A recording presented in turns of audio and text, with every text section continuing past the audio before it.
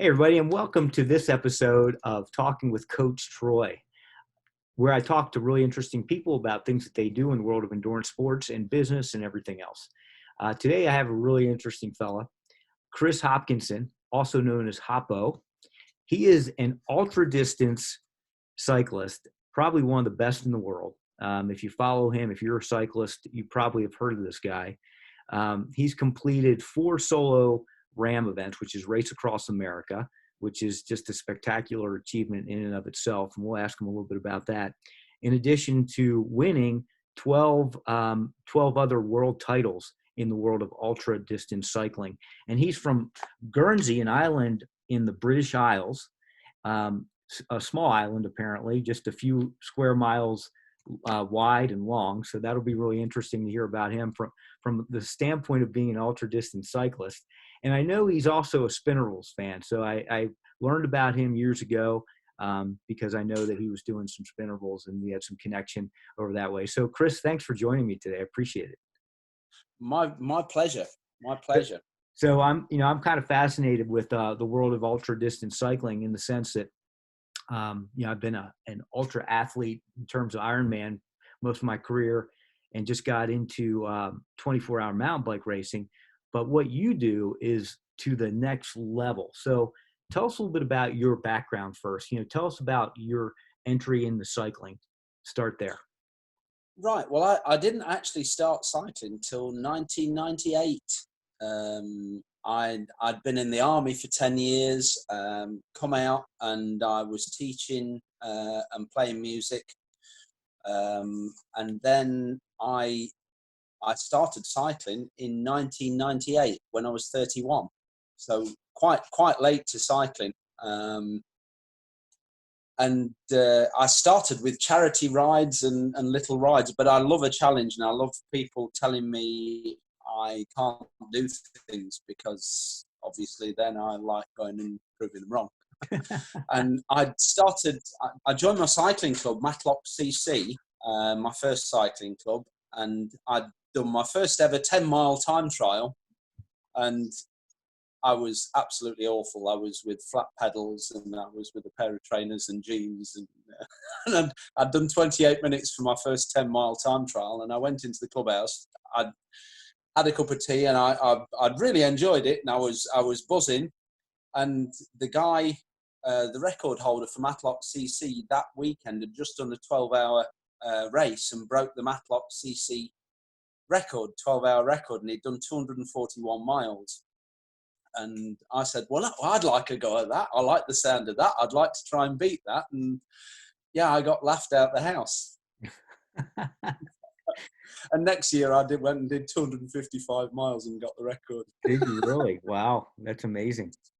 So, all right. So you got the bug essentially, right? You just got the bug really into ultra cycling.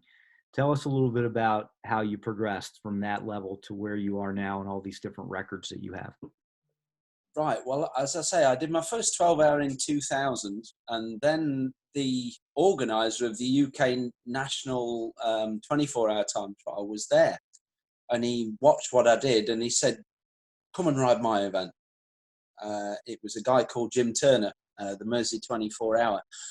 So I went and rode that event in 2001, and I got 4th place with, I think it was 441 miles.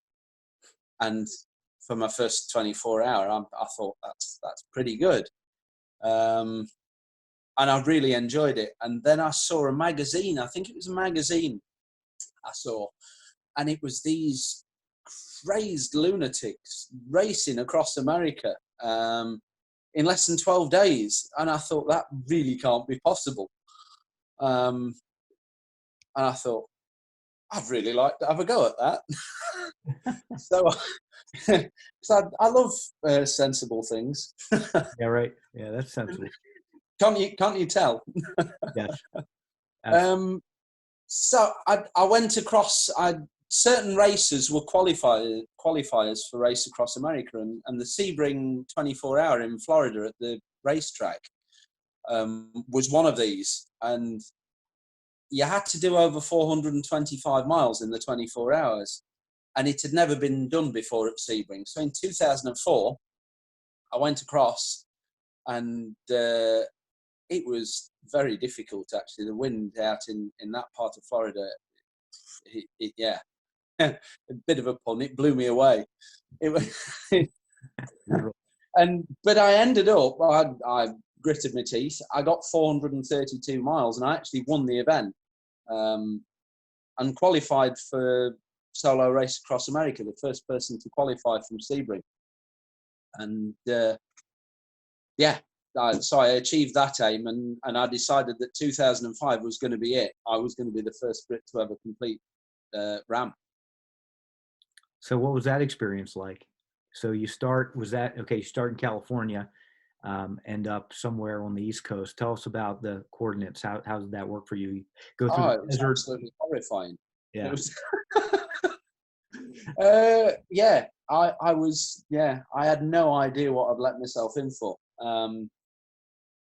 There's a film called Bicycle Dreams. Now, I don't get any money from this, but I'm so glad that I actually paid for one of the cameramen to come with me. So I'm one of the featured riders on the film, Oh, okay. and it just shows how much pain I was in. I ended up having this thing called Sherman's neck, which, if you've been holding your head in the certain position for so long, your neck muscles collapse. After about 5 or 6 days, I couldn't hold my head up. My team had not come across this before. We started off masking tape, duct tape in an airline sort of pillow around my neck. That didn't work because I had to be able to prop my chin up to be able to see up the road to be safe. Right. Yeah. And eventually we found a surgical neck collar, which did the job. But we went through lots of different things and experiments before that. I partially tore my Achilles. I was in a right mess by the end, but there was absolutely nothing that was going to stop me getting to the end and becoming the first Brit ever to complete solo run. That's amazing. And the first time you did it, how long was it for you? How many days? Do you remember? Well, as you know, there's a 12-day time limit. Right. I did it in 11 days, 23 hours, and I think it was 38 minutes. Oh my gosh. That's amazing. So I had about, I had loads of time. I had 22 minutes to spare. That is amazing. What was it like in the final few miles? You must have been pretty nervous about making the cutoff. I was just, what had actually happened, 70 miles from, it didn't finish in Annapolis like it does now. It finished at, I'm just trying to remember the name of the place. Yeah, it was Atlantic City on the Trump Plaza, Okay. on the boardwalk. Yeah, sure. And it's sort of a straight road all the way to Atlantic City for the last 100 miles. And about 70 miles from Atlantic City, I thought, right, I've got time here. I can have 20 minutes break now. And of course, I went for a 20-minute power nap. And we were all so tired. The crew was so tired. We all fell asleep in the car and woke up about 2 hours later. And I had a panic attack. I said, look, we've fallen asleep. I got back on the bike and I hammered it to Atlantic City, and we made it with about 22 minutes to spare. Going into Atlantic City, we were surrounded by the cop cars and everything going in, and I had the one and only Lon Haldeman, who was one of the first four to ever finish it.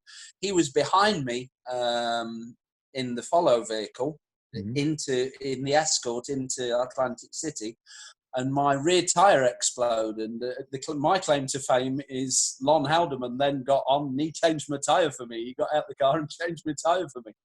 That's awesome. Yeah, that's a great story. So Bicycle Dreams, there's a video that people can find. Yes, yeah.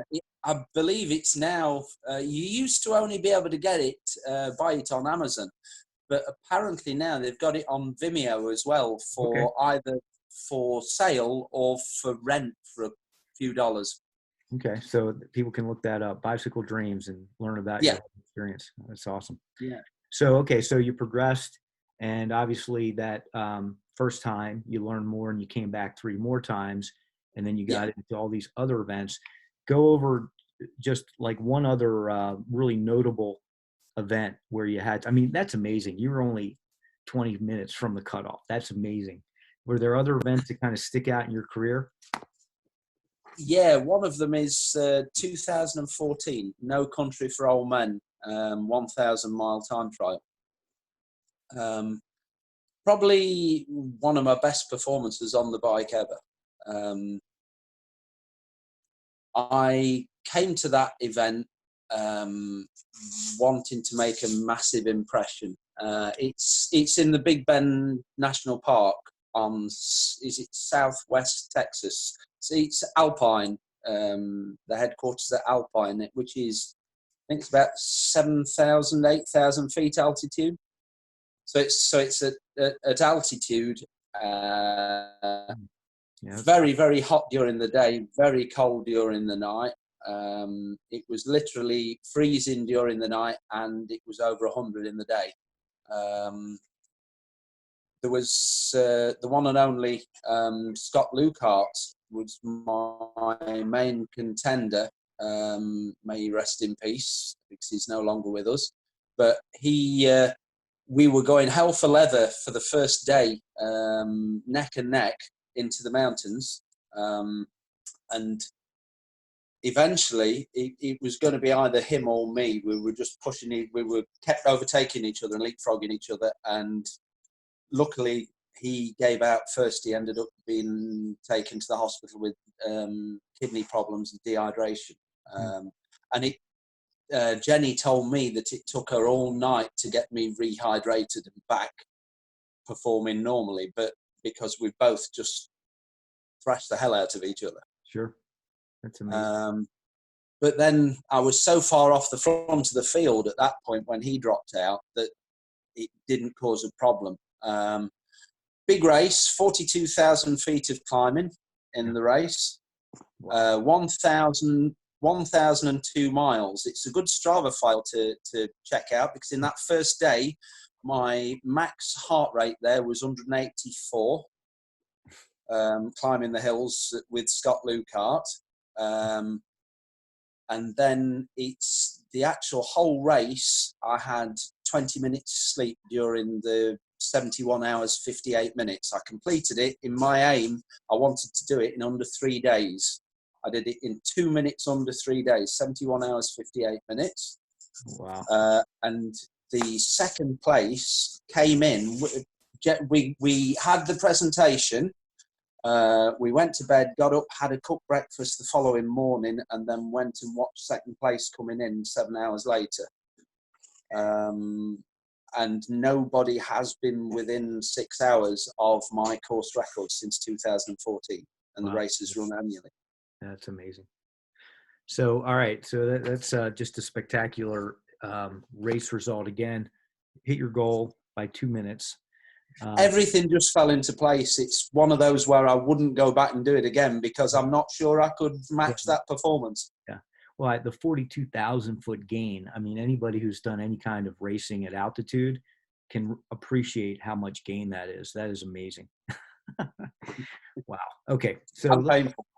I can. So we don't have a lot of time. So I have 2 questions for you.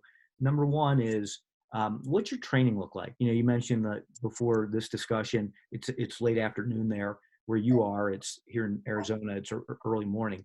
But you said you just got finished a 75-mile ride, and I joked and said, well, that's a short ride for you. And you said, yeah, it's a recovery day. So go over some of what's your typical training week look like? Over the last few weeks, I mean, I've just finished a race called Virtual Race Across America. No, sorry, we're talking about America. Virtual Race Across Europe. And that has been 2,953 miles, and I've done that in 12 days, 8 hours, 35 minutes, and just won that. And yeah, second place is still on the course and due to finish on Saturday. So I've had a really good win on that one as well. I've been generally doing 100 to 150 miles a day training, but while I've been doing Race Across Europe, I've been doing minimum of 250 miles a day. Okay, gosh. So your average, like what's an average week look like for you? If we were to look at your Strava file, are you putting in 500 to 800 miles a week?